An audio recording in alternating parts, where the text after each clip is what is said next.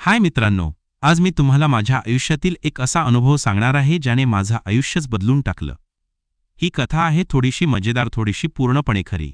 तुम्ही कधी विचार केलाय की एखाद्या क्षणी तुमच्या आयुष्यात असं काही घडेल ज्याची तुम्ही कधी कल्पनाही केली नसेल? तर मग तयार व्हा, कारण ही कथा तुम्हाला शेवटपर्यंत खेळवून ठेवणार आहे. चला सुरू करूया. हा प्रसंग त्या काळातील आहे जेव्हा मी फक्त 22 वर्षांचा होतो. मी त्यावेळी थोडा लाजाळू, दुबळा आणि भोळा होतो. माझ्या कॉलेजच्या वर्गात मी सर्वात लहान आणि साधा होतो. गोष्टी मला लगेच कळायच्या नाहीत, पण तरीही माझं मन नेहमीच उत्साही असायचं. माझा मोठा भाऊ अर्जुन त्यावेळी कॉलेजच्या शेवटच्या वर्षात होता आणि त्याची एक मैत्रीण होती, माझा प्रिया. प्रिया आणि अर्जुन नेहमी एकत्र कॉलेजला जायचे आणि कधीकधी प्रिया आमच्या घरी अभ्यासासाठी यायची. त्यामुळे माझी आणि प्रियाची चांगली ओळख झाली होती. प्रिया त्यावेळी 23 वर्षांची होती आणि तिचं व्यक्तिमत्व खूपच आकर्षक होतं. तिची स्माईल, तिचा आत्मविश्वास आणि तिची स्टाईल पाहून कोणाचाही मूड फ्रेश व्हायचा. मी सुरुवातीला प्रियाला फक्त भावासारखी पाहायचो, पण किशोरवयात आल्यानंतर माझ्या मनात काही वेगळेच विचार यायला लागले. मी कधीकधी तिच्या व्यक्तिमत्वाचा विचार करून स्वप्नात हरवायचो, पण मी भोळा असल्याने मला कसं बोलावं, काय करावं हे कळायचं नाही. एकदा असं झालं की मी कॉलेजमधून घरी येत होतो तेव्हा प्रियाने मला हाक मारली. ती म्हणाली, "अरे आरवाज, मी घरी एकटी आहे आणि खूप कंटाळली. ये ना, आपण थोडं मजा करू." मी लगेच तयार झालो, कारण प्रियासोबत वेळ घालवायला मला नेहमीच आवडायचं. तिने मला सांगितलं की तिचे आई बाबा एका लग्नासाठी बाहेर गावी गेले आहेत आणि ती घरी एकटी आहे. तिने मला हातपाय धुवून जेवण करून तिच्या घरी यायला सांगितलं. ती म्हणाली, "आपण पत्ते खेळू." मला पत्ते खेळायला खूप आवडायचं आणि प्रियासोबत तर त्यात जास्तच मजा यायची. मी घरी गेलो, जेवण केलं आणि आईला सांगून प्रियाच्या घरी पोचलो. प्रियाने तेव्हा एक गोंडस ड्रेस घातला होता जो तिच्या घुटण्यापर्यंत होता. तिचे पाय इतके गोरे आणि मस्त दिसत होते की माझं मन थोडं चलबल झालं. आम्ही दोघे तिच्या बेडवर बसलो आणि पत्ते खेळायला सुरुवात केली. खेळता खेळता प्रिया हसत होती, माझ्याशी गप्पा मारत होती आणि तिचा तो खट्याळ स्माईल माझ्या मनात घर करत होता. खेळता खेळता प्रिया अचानक म्हणाली, "अरे, मी बसून बसून कंटाळलीये, थोडा आराम करूया." ती मागे तिचा आधार घेऊन बसली आणि तिचा एक पाय दुमडून दुसऱ्या पायावर ठेवला.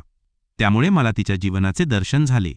माझ्या हृदयाचे ठोके वाढले आणि मी पत्त्यांपेक्षा तिच्याकडे जास्त पाहायला लागलो. प्रियाला कदाचित माझी अवस्था कळली असावी, कारण ती मला हसत हसत म्हणाली, "काय रे, कुठे हरवला आहेस?" मी घाबरून पत्त्यांकडे पाहायला लागलो, पण माझं लक्ष काही लागत नव्हतं.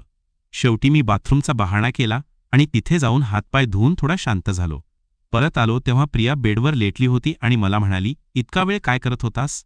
मी काहीतरी बोलून टाळलं आणि घरी परतलो. 2 दिवसांनी प्रिया पुन्हा आमच्या घरी आली आणि मला म्हणाली, "आजही मी एकटी आहे, चल ना पत्ते खेळूया." मी लगेच तयार झालो. तिच्या घरी पोहोचलो तेव्हा तिने एक टाईट ड्रेस घातला होता जो तिच्या व्यक्तिमत्वाला दाखवत होता. आम्ही पत्ते खेळायला बसलो, पण माझं लक्ष पुन्हा तिच्या ड्रेसवर आणि तिच्या व्यक्तिमत्वावर गेलं. थोड्या वेळाने प्रिया म्हणाली, "अरे, माझी पाठ खूप दुखते, तू थोडं दाबून दे ना." मला ही संधीच वाटली. मी तिची पाठ दाबायला सुरुवात केली. तिला स्पर्श करताना माझं मन कसं झालं. ती पण मला सांगत होती, "अरे, आणखी वर दाब." मी हळूहळू तिच्या व्यक्तिमत्वाजवळ गेलो आणि माझं हृदय जोरजोरात धडधडायला लागलं. अचानक प्रियाने मला खेचलं आणि एक पापी दिलं. मी एकदम थक्क झालो. ती हसत म्हणाली, "काय रे, एवढा घाबरतोस का?" माझं मन आनंदाने नाचायला लागलं. आम्ही दोघे मिळून सुंदर वेळेचा अनुभव घेऊ लागलो. ती माझ्याशी खूप मोकळेपणाने बोलत होती आणि मला तिच्यासोबत खूप छान वाटत होतं. पण तेवढ्यात दुर्बेल वाजली आणि प्रियाची छोटी बहीण आली. माझं सगळं स्वप्न तिथेच थांबलं. मी मनातल्या मनात विचार करत होतो की प्रियाला माझ्याशी आणखी काही बोलायचं असेल का? काही दिवसांनी अर्जुनने मला प्रियाचे नोट्स परत करण्यासाठी तिच्या घरी पाठवलं. मी तिच्या घरी पोहोचलो तेव्हा प्रियाची आईने दरवाजा उघडला. त्या म्हणाल्या, "आरवात ये, प्रिया आत आहे. मी थोड्या वेळाने परत येते, तू थांब ना तिच्यासोबत." प्रिया पुन्हा एकटीच होती आणि मला आता थोडी धडधड वाटायला लागली. प्रियाने मला पाहताच हसत हसत पत्त्यांची गड्डी काढली. आम्ही खेळायला बसलो आणि पुन्हा ती तिच्या स्टाईलने मला भुरळ घालायला लागली. थोड्या वेळाने ती म्हणाली, "अरे, माझी पाठ पुन्हा दुखते, तू दाब ना." मी लगेच तयार झालो. तिची पाठ दाबता दाबता माझं मन पुन्हा तिच्याजवळ जायला लागलं. अचानक प्रियाने मला जवळ खेचलं आणि माझ्या डोळ्यात पाहत हसली. मग आम्ही सुंदर वेळेचा अनुभव घेऊ लागलो आणि त्या क्षणात मला खूप आनंद वाटत होता. आम्ही खूप हसलो, एकमेकांना चिडवलं आणि त्या दिवशी मला तिच्यासोबत खूप छान वाटलं. त्या दिवशी तो अनुभव माझ्यासाठी अविस्मरणीय होता. प्रियाच्या लग्नानंतर आरवचं आयुष्य पुन्हा एकदा त्याच्या नेहमीच्या रुळावर आलं होतं. कॉलेज अभ्यास आणि मित्रांसोबतच्या गप्पांमध्ये त्याचे दिवस सरत होते, पण मनाच्या एका कोपऱ्यात प्रियाच्या आठवणी कायम जपलेल्या होत्या. तिचं ते खट्याळ हसणं, तिचा तो आत्मविश्वास आणि त्या पत्त्यांच्या खेळादरम्यानचे गोड क्षण आरवच्या मनात घर करून राहिले होते. कधीकधी रात्री झोपताना तो त्या जुन्या दिवसांत हरवायचा आणि मनात विचार यायचा, प्रिया आता कशी असेल, ती मला आठवत असेल का? पण आयुष्य थांबत नाही आणि आरवच्या आयुष्यातही नवीन रंग येणार होते. ही कथा आहे त्या नवीन अध्यायाची, जिथे आरवच्या आयुष्यात पुन्हा एकदा अनपेक्षित वळण येणार होतं. प्रियाच्या आठवणींना पुन्हा जाग येणार होती आणि यावेळी काहीतरी रहस्यमय आणि सस्पेन्सने भरलेलं घडणार होतं. तयार आहात का? चला मग सुरुवात करूया. काही वर्षांनी आरव आता 27 वर्षांचा झाला होता. कॉलेज संपलं आणि त्याला एका मध्यम आकाराच्या सॉफ्टवेअर कंपनीत नोकरी मिळाली होती. तो आता मुंबईत राहायला गेला होता एका छोट्या भाड्याच्या फ्लॅटमध्ये. त्याचं आयुष्य साधं होतं. सकाळी ऑफिस, संध्याकाळी मित्रांसोबत चहा आणि रात्री नेटफ्लिक्स. पण त्याच्या मनात प्रियाची आठवण कधीकधी डोकं वर काढायची. त्याने तिच्याशी संपर्क साधण्याचा प्रयत्न केला नव्हता, कारण त्याला वाटायचं की ती आता तिच्या नवीन आयुष्यात सुखी असेल. एकदा आरव त्याच्या ऑफिसमधील मित्रांसोबत कॉफी शॉपमध्ये बसला होता. त्यांच्या गप्पा चालल्या होत्या आणि कोणीतरी एक नवीन गेमिंग झोनची चर्चा काढली. अरे, तिथे एकदम मस्त वायब आहे आणि तिथली मॅनेजर तर एकदम स्टायलिश आहे, असं त्याचा मित्र रोहन म्हणाला. आरवने फक्त हसून टाळलं, पण त्याला उत्सुकता लागली. चल उद्या जाऊया, त्याने रोहनला सांगितलं. दुसऱ्या दिवशी संध्याकाळी आरव आणि रोहन त्या गेमिंग झोनमध्ये पोहोचले. आत प्रवेश करताच त्यांना एक वेगळीच ऊर्जा जाणवली. रंगीबेरंगी लाईट्स, मोठमोठे स्क्रीन्स आणि गेमिंगचा उत्साह. आरवच्या चेहऱ्यावर हसू आलं. त्याने आजूबाजूला पाहिलं आणि अचानक त्याचं लक्ष काउंटरकडे गेलं. तिथे एक मुलगी उभी होती.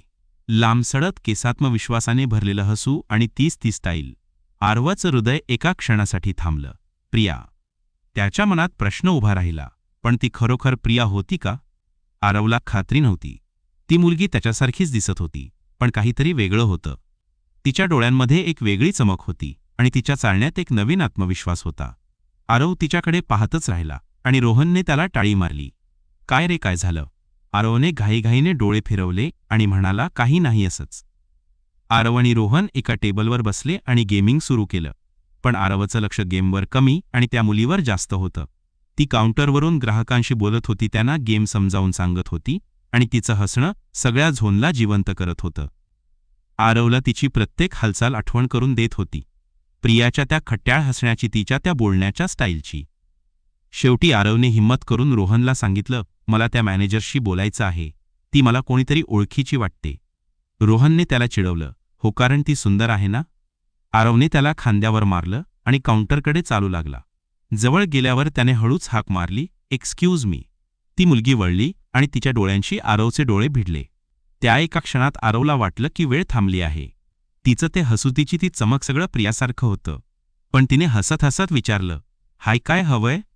तिचा आवाजही प्रियासारखाच होता, पण त्यात एक नवीन टोन होता. आरवने घाईघाईने विचारलं, तू प्रिया आहेस का? ती एक क्षण थांबली आणि मग तिच्या चेहऱ्यावर एक गोड हसू आलं. प्रिया, कदाचित, पण तू कोण आहेस? तिच्या या उत्तराने आरव एकदम गोंधळला. मी आरव, तुझी आणि माझा भाऊ अर्जुनची मैत्रीण, आठवतेस का? तिने त्याच्याकडे काही क्षण पाहिलं आणि मग हसत म्हणाली, अर्जुन? ओह, बराच काळ झाला त्याला भेटून. पण आरव, तू तर खूप बदललायस. तिच्या बोलण्यात एक खट्याळपणा होता आणि आरवला पुन्हा तीच जादू जाणवली. पण त्याच्या मनात प्रश्नांचं काहूर माजलं. खरंच प्रिया आहे का? आणि जर आहे तर ती इथे काय करते? तिचं लग्न झालं होतं, मग ती आता इथे कशी? प्रियाने आरवला बसायला सांगितलं आणि त्याच्यासोबत गप्पा मारायला सुरुवात केली. तिनं सांगितलं की ती आता या गेमिंग झोनची मॅनेजर आहे आणि तिला गेमिंगची खूप आवड आहे. तिने तिच्या कॉलेजच्या काही आठवणी सांगितल्या, ज्या आरवला परिचित वाटल्या. पण जेव्हा आरवने तिच्या वैयक्तिक आयुष्याबद्दल विचारलं, तेव्हा ती हसत हसत विषय बदलायची. तू इथे एकटा आलायस का? तिने विचारलं आणि तिच्या डोळ्यांमध्ये एक चमक आली. आरवने रोहनकडे बोट दाखवलं आणि ती हसली. चांगला मित्र आहे तुझा, पण तू मला सांग रव, तू आता काय करतोस? तिने विचारलं आणि आरवने तिला त्याच्या नोकरीबद्दल, मुंबईतल्या आयुष्याबद्दल सांगितलं. गप्पा मारता मारता आरवला जाणवलं की ती प्रिया असली तरी तिच्यात खूप बदल झाला होता. तिचा आत्मविश्वास, तिची स्टाईल आणि तिचं बोलणं, सगळं काही जास्त परिपक्व झालं होतं. पण त्याचवेळी तिच्या बोलण्यात काहीतरी लपवलेलं होतं. ती काही गोष्टींबद्दल जास्त बोलत नव्हती आणि तिच्या हसण्यामागे काहीतरी रहस्य आहे असं आरवला वाटायला लागलं. त्या रात्री आरव घरी परतला, पण त्याचं मन शांत नव्हतं. त्याने अर्जुनला फोन लावला आणि त्याला सगळं सांगितलं. अर्जुन हसत म्हणाला, आरव, तू अजूनही प्रियाच्या मागे लागलायस. तिचं लग्न झालंय आणि ती आता दिल्लीत राहते. तुझ्या मुलीला भेटलास ती दुसरी कोणीतरी असणार. पण आरवला खात्री होती की ती प्रियाच होती. त्याने अर्जुनला विचारलं, तू तिच्याशी कधी बोललास का? तिचा नंबर आहे का तुझ्याकडे? अर्जुनने सांगितलं की तिच्याशी बराच काळ संपर्क नव्हता आणि तिचा जुना नंबरही बंद झाला होता. दुसऱ्या दिवशी आरव पुन्हा त्या गेमिंग झोनमध्ये गेला. यावेळी तो एकटा होता आणि त्याचं ध्येय होतं प्रियाशी स्पष्टपणे बोलणं. ती पुन्हा काउंटरवर होती आणि आरवला पाहताच तिच्या चेहऱ्यावर हसू आलं. परत आलास का? माझ्या गेमिंग झोनचं व्यसन लागलं का? तिने चिडवलं. आरवने हसत हसत उत्तर दिलं, काहीतरी तसंच, पण खरं सांग, तू प्रियाच आहेस ना? तिने एक दीर्घ श्वास घेतला आणि म्हणाली, आरव, तू खूपच उत्सुक आहेस. ठीक आहे, मी प्रियाच आहे, पण माझं आयुष्य आता खूप बदललंय. तू जुन्या आठवणींना उगाळत बसू नकोस. तिच्या या उत्तराने आरवला थोडं बरं वाटलं, पण त्याचवेळी त्याच्या मनात नवीन प्रश्न निर्माण झाले. तुझं लग्न म्हणजे तू आता इथे कशी? त्याने हिम्मत करून विचारलं. प्रियाने त्याच्याकडे पाहिलं आणि तिच्या डोळ्यांमध्ये एक वेगळीच भावना दिसली. काही गोष्टी सोडून द्याव्या लागतात आरव. मी आता नवीन आयुष्य जगते. तू पण तुझं आयुष्य एन्जॉय कर. तिने हसत हसत सांगितलं, पण तिच्या हसण्यामागे एक दुःख दडलेलं होतं. त्या रात्री आरवला झोप येईना. त्याने इंटरनेटवर प्रियाबद्दल शोधायला सुरुवात केली. त्याला तिचा जुना फेसबुक प्रोफाईल सापडला, पण तो गेल्या 3 वर्षांपासून अपडेट झाला नव्हता. त्याने तिच्या इन्स्टाग्रामवरही शोधलं, पण तिथेही काहीच नव्हतं. शेवटी त्याने रोहनला सांगितलं आणि रोहनने त्याला सल्ला दिला, तू त्या झोनच्या मालकाशी बोल. कदाचित त्याला काही माहिती असेल. आरवने ठरवलं की तो झोनच्या मालकाशी बोलेल. दुसऱ्या दिवशी तो झोनमध्ये गेला, पण प्रिया तिथे नव्हती. त्याने एका कर्मचाऱ्याला विचारलं, मॅनेजर कुठे? त्या कर्मचाऱ्यानं सांगितलं की प्रिया आज सुट्टीवर आहे. आरवने मालकाचा नंबर मागितला, पण कर्मचाऱ्यानं सांगितलं की मालक फक्त संध्याकाळी येतो. संध्याकाळी आरव पुन्हा झोनमध्ये गेला. यावेळी त्याला मालक भेटला, एक मध्यमवयीन माणूस जो खूपच गंभीर दिसत होता.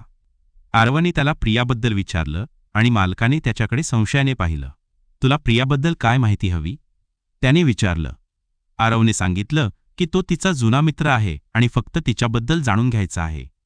मालकाने एक दीर्घ श्वास घेतला आणि सांगितलं, प्रिया इथे गेल्या 8 महिन्यांपासून काम करते. ती खूप हुशार आहे, पण तिच्याबद्दल फार काही माहिती नाही. ती स्वतःबद्दल जास्त बोलत नाही. मालकाने पुढे सांगितलं की प्रिया एकदा रात्री उशिरा झोनमध्ये एकटी बसली होती आणि तेव्हा ती कोणाशी तरी फोनवर भांडत होती. मी तिला विचारलं तर ती म्हणाली की तिचा भाऊ आहे, पण मला वाटलं की ती काहीतरी लपवते. आरवच्या मनात आता खूप प्रश्न निर्माण झाले. प्रिया काहीतरी लपवत होती आणि तिच्या आयुष्यात काहीतरी गंभीर घडलं होतं. त्याने ठरवलं की तो प्रियाशी थेट बोलणार. पण दुसऱ्या दिवशी जेव्हा तो झोनमध्ये गेला तेव्हा त्याला धक्काच बसला. प्रिया तिथे नव्हती आणि कर्मचाऱ्याने सांगितलं की तिने अचानक नोकरी सोडली आहे. आरवला आता खूप अस्वस्थ वाटायला लागलं. त्याने प्रियाचा शोध घ्यायला सुरुवात केली. त्याने तिच्या जुन्या मित्रांना फोन केले, तिच्या कॉलेजमधील काही लोकांशी संपर्क साधला, पण कुणालाच तिच्याबद्दल काही माहिती नव्हतं. शेवटी त्याने अर्जुनला सांगितलं आणि अर्जुननेही तिच्या जुन्या मित्रांना विचारलं, पण सगळीकडे एकच उत्तर, प्रिया गायब होती. काही दिवसांनी आरवला एक अनोळखी नंबरवरून मेसेज आला. आरवला भेटायचं आहे. उद्या रात्री 10 वाजता त्या गेमिंग झोन जवळच्या गल्लीत ये. एकटाच प्रिया. आरवच्या हृदय जोरजोरात धडधडायला लागलं. त्याने रोहनला सांगितलं, पण रोहनने त्याला सावध राहायला सांगितलं. काहीतरी गडबड आहे आरव, तू एकटा जाऊ नकोस. पण आरवने ठरवलं की तो जाणार. रात्री 10 वाजता आरव त्या गल्लीत पोहोचला. गल्ली अंधारी आणि शांत होती. त्याने आजूबाजूला पाहिलं, पण कोणीच दिसलं नाही. अचानक त्याला पावलांचा आवाज ऐकू आला. त्याने मागे वळून पाहिलं आणि एक आकृती अंधारातून बाहेर येताना दिसली. ती प्रिया होती का? तिच्या हातात काहीतरी चमकत होतं, एक चाकू. आरवचं हृदय थांबायची वेळ आली. प्रिया? त्याने हळूच हाक मारली. ती आकृती जवळ आली आणि तिच्या चेहऱ्यावरून प्रकाश पडला. पण ती प्रिया नव्हती. ती एक अनोळखी मुलगी होती आणि तिच्या डोळ्यांमध्ये एक विचित्र चमक होती. तू आरव? तिने विचारलं आणि तिच्या हातातला चाकू पुढे आला. आरवच्या हृदयाचे ठोके इतके जोरात धडधडत होते की त्याला स्वतःचा श्वास ऐकू येत होता. समोर उभी त्या अनोळखी मुलीच्या हातात चमकणारा चाकू आणि तिच्या डोळ्यांमधील ती विचित्र चमक आरवला अस्वस्थ करत होती. गल्लीतली शांतता आणि अंधार यामुळे परिस्थिती आणखी भयावह वाटत होती. आरवने हिम्मत करून पुन्हा विचारलं, तू कोण आहेस आणि प्रिया कुठे? ती मुलगी एक पाऊल पुढे आली आणि तिच्या चेहऱ्यावर एक क्रूर हसू उमटलं. प्रिया, ती तुझ्यासाठी खूप महत्त्वाची आहे ना? तिचा आवाज थंड आणि धारदार होता, जणू ती आरवच्या मनातलं सगळं वाचत होती. आरवने मागे सरकण्याचा प्रयत्न केला, पण त्याच्या पाठीमागे भिंत होती. मला फक्त सत्य माहिती हवंय. तू मला मेसेज का पाठवला? आणि तुझ्या हातात हा चाकू काय करतोय? त्याने घाबरत विचारलं. तिने चाकू खाली केला आणि हसत म्हणाली, घाबरू नकोस आरव. मी तुला इजा करायला नाही आले. हा चाकू फक्त खबरदारीसाठी आहे. तिने एक खोल श्वास घेतला आणि पुढे बोलली, माझं नाव आहे निशा आणि मी प्रियाची मैत्रीण आहे. पण ती सध्या खूप अडचणीत आहे. तुला तिची खरंच काळजी असेल तर माझ्यासोबत चल. आरवचा गोंधळ आता आणखी वाढला. अडचणीत? प्रियाला काय झालंय? आणि तू मला का भेटायला बोलावलंस? निशाने त्याच्याकडे एकटक पाहिलं आणि म्हणाली, इथे बोलणं सुरक्षित नाही. माझ्यासोबत ये, मी तुला सगळं सांगेन. तिने चाकू आपल्या खिशात ठेवला आणि गल्लीच्या दुसऱ्या टोकाकडे चालू लागली. आरवच्या मनात शंका आणि उत्सुकता यांचा खेळ सुरू होता. त्याला प्रियाची काळजी होती, पण ही निशा कोण आहे आणि तिच्यावर विश्वास ठेवावा का हे त्याला कळत नव्हतं. पण प्रियाच्या आठवणी आणि तिच्या रहस्यमय गायब होण्याचे कारण जाणून घ्यायची इच्छा इतकी तीव्र होती की त्याने निशाच्या मागे जायचं ठरवलं. निशा आणि आरव गल्लीतून बाहेर पडले आणि एका छोट्या गजबजलेल्या रस्त्यावर आले. तिथे निशाने एक स्कूटर थांबवली आणि आरवला मागे बसायला सांगितलं. कुठे चाललोय आपण? आरवने विचारलं, पण निशाने फक्त हसत उत्तर दिलं, जिथे तुला उत्तर मिळतील. स्कूटर मुंबईच्या रस्त्यांवरून धावत होती आणि आरवच्या मनात विचारांचं वादळ उठलं होतं. काही वेळाने ते एका जुन्या इमारतीसमोर थांबले. इमारत जुनी आणि थोडी भग्नावस्थेत होती, पण आतून काही आवाज येत होते, जणू कोणीतरी बोलत होतं. निशाने आरवला आत यायला सांगितलं आणि ते दोघे एका अंधाऱ्या जिन्याने वर गेले. वरच्या मजल्यावर एक छोटा फ्लॅट होता, जिथे निशाने दरवाजा उघडला. आत गेल्यावर आरवला एक धक्काच बसला. खोलीत काही लोक बसले होते. 2 मुलं आणि 1 मुलगी. त्यांचे चेहरे गंभीर होते आणि टेबलवर काही कागदपत्रे, एक लॅपटॉप आणि काही फोटो पसरलेले होते. निशाने आरवला बसायला सांगितलं आणि म्हणाली, हे माझे मित्र आहेत, आदित्य, कुणाल आणि रिया. आम्ही सगळे प्रियाला वाचवण्याचा प्रयत्न करत आहोत. वाचवण्याचा? आरवने आश्चर्याने विचारलं. निशाने एक खोल श्वास घेतला आणि सांगायला सुरुवात केली. प्रियाचं लग्न 3 वर्षांपूर्वी झालं, पण तिचं आयुष्य तितकंच सुखी नव्हतं. तिचा नवरा विक्रम खूप श्रीमंत आणि प्रभावशाली माणूस आहे, पण तो तिच्याशी खूप वाईट वागायचा. प्रियाने त्याला सोडून जायचं ठरवलं, पण विक्रमने तिला धमक्या दिल्या. शेवटी प्रियाने आमच्या मदतीने पळून जायचं ठरवलं. आरव ऐकत होता आणि त्याच्या मनात प्रियाबद्दलचं सत्य हळूहळू उलगडत होतं. निशाने पुढे सांगितलं, प्रिया मुंबईत लपून राहत होती. ती गेमिंग झोनमध्ये काम करत होती, कारण तिथे कोणाला तिच्याबद्दल शंका येणार नाही. पण काही दिवसांपूर्वी विक्रमच्या माणसांना तिचा पत्ता लागला. तिला पुन्हा पकडण्याचा प्रयत्न झाला, म्हणून ती आता लपली आहे. आरवच्या डोक्यात आता सगळं स्पष्ट होतं. प्रियाचं गायब होणं, तिचं गूढ वागणं आणि तिच्या बोलण्यातलं ते दुःख, सगळं आता अर्थपूर्ण वाटत होतं. पण त्याच्या मनात अजूनही एक प्रश्न होता. मला या आता सामील करून घेतलं, मी काय करू शकतो? निशाने त्याच्याकडे पाहिलं आणि म्हणाली, प्रियाला तुझ्यावर विश्वास आहे आरव. ती म्हणायची की तू खूप प्रामाणिक आणि विश्वासू आहेस. तुला तिच्या कॉलेजच्या आठवणी आठवतात. त्या दिवसांमुळे तिला तुझ्यावर विश्वास आहे आणि आता तिला तुझ्या मदतीची गरज आहे. निशाने आणि तिच्या मित्रांनी आरवला त्यांचा प्लॅन सांगितला. प्रिया सध्या मुंबईतल्या एका गुप्त ठिकाणी लपली होती, पण विक्रमचे माणूस तिच्या मागावर होते. त्यांना प्रियाला मुंबईतून बाहेर काढायचं होतं आणि तिला एक नवीन ओळख द्यायची होती. पण यासाठी त्यांना पैशांची आणि काही कागदपत्रांची गरज होती. आदित्यने सांगितलं, विक्रमच्या माणसांना प्रियाचा पत्ता लागलाय, कारण कोणीतरी तिचा विश्वासघात केला. आम्हाला शंका आहे की गेमिंग झोनमधला कोणीतरी त्यांच्यासाठी हेरगिरी करत होता. आरवला आठवलं की प्रिया अचानक नोकरी का सोडली. पण मला काय करायचं? त्याने विचारलं. रियाने उत्तर दिलं, तुझी ओळख कोणाला माहिती नाही. तू आम्हाला काही कागदपत्र आणि माहिती गोळा करून देऊ शकतोस आणि प्रियाला सुरक्षित ठिकाणी पोहोचवण्यासाठी तू आमच्यासोबत येऊ शकतोस. आरवच्या मनात थोडी भीती होती, पण प्रियासाठी तो काहीही करायला तयार होता. पुढच्या काही दिवसांत आरव निशाच्या प्लॅनचा भाग बनला. त्याने काही बनावट कागदपत्र तयार करण्यासाठी आदित्यला मदत केली आणि रियासोबत काही ठिकाणी जाऊन माहिती गोळा केली. दरम्यान त्याला प्रियाशी फोनवर बोलण्याची संधी मिळाली. तिचा आवाज ऐकताच आरवच्या मनात जुन्या आठवणी ताज्या झाल्या. आरव, तू माझ्यासाठी इतकं का करतोयस? प्रियाने विचारलं. आरव हसला आणि म्हणाला, कारण तू माझ्यासाठी खास आहेस प्रिया, आणि मी तुला असं अडचणीत पाहू शकत नाही. प्रियाच्या डोळ्यात पाणी आलं आणि ती म्हणाली, तुझ्यासारखा मित्र मिळणं म्हणजे माझं नशीब. त्या क्षणात आरवला वाटलं की तो जे काही करतोय ते सगळं योग्य आहे, पण सगळं इतकं सोपं नव्हतं. एक दिवस आरव आणि निशा एका ठिकाणी कागदपत्र घ्यायला गेले. तेव्हा त्यांना जाणवलं की कोणीतरी त्यांचा पाठलाग करत आहे. निशाने आरवला सावध राहायला सांगितलं आणि ते दोघे एका गर्दीच्या बाजारात लपले. पण आरवच्या नजरेत एक माणूस आला. काळा कोट, डोळ्यांवर गॉगल आणि हातात फोन. तो त्यांच्याकडे येत होता. निशा पळ. आरव ओरडला आणि ते दोघे बाजारातून धावत सुटले. पाठलाग करणारा माणूस त्यांच्या मागे लागला आणि त्याने आपल्या फोनवर कोणाशी तरी बोलायला सुरुवात केली. आरव आणि निशाने एका गल्लीत लपण्याचा प्रयत्न केला, पण त्या माणसाने त्यांना शोधलं. थांबा, तो ओरडला आणि त्याने खिशातून काहीतरी काढलं. आरवच्या हृदयाचे ठोके वाढले, पण निशाने त्याचा हात धरला आणि त्याला एका दुकानात ओढलं. दुकानदाराला काही कळायच्या आत ते मागच्या दारातून पळाले. शेवटी कसंबसं ते त्या माणसाला चकवून सुरक्षित ठिकाणी पोहोचले. तो कोण होता? आरवने घाबरत विचारलं. निशाने सांगितलं, विक्रमचा माणूस. त्यांना कळले की आम्ही प्रियाला वाचवण्याचा प्रयत्न करतोय. आता आपल्याला जास्त सावध राहावं लागेल. काही दिवसांनी निशाने आरवला सांगितलं की प्रियाला भेटण्याची वेळ आली आहे. ते सगळे एका गुप्त ठिकाणी भेटणार होते, मुंबई बाहेरच्या एका छोट्या गावात. आरव, निशा, आदित्य, कुणाल आणि रिया रात्रीच्या अंधारात तिथे पोचले. तिथे एक छोटीशी खोली होती जिथे प्रिया त्यांची वाट पाहत होती. आरवने प्रियाला पाहताच त्याच्या डोळ्यात आनंदाचे अश्रू आले. ती थोडी थकलेली दिसत होती, पण तिच्या चेहऱ्यावर तेच खट्याळ हसू होतं. आरव, ती ओरडली आणि त्याला मिठी मारली. त्या क्षणात आरवला सगळं विसरायला झालं. सगळी भीती, सगळी शंका.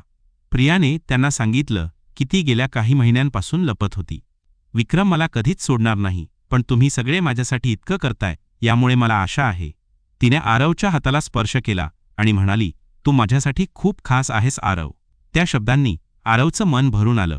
आता वेळ आली होती प्रियाला मुंबईतून बाहेर काढण्याची. निशाने सांगितलं की त्यांना प्रियाला गोव्यात पाठवायचं आहे, जिथे तिच्यासाठी नवीन ओळख तयार आहे.